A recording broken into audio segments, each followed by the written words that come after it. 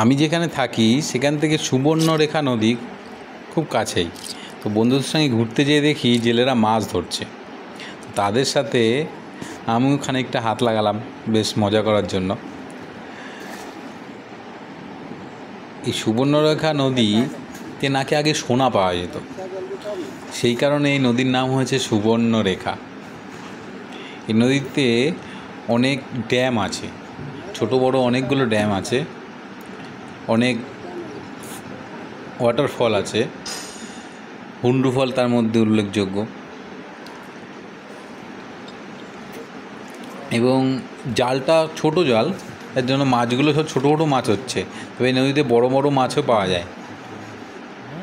Nylon টিকা অনেক আছে, তারপরে কালবাউস, তারপরে ছোটো ছোটো পোনা এখান থেকে পাওয়া যায়। কিন্তু এই জালটা ভালো না বলে এই ছোটো ছোটো মাছগুলোই বেশি উঠছিল। যাক, বিকালবেলাটা আমার ঠিক এদের সঙ্গে ভালোই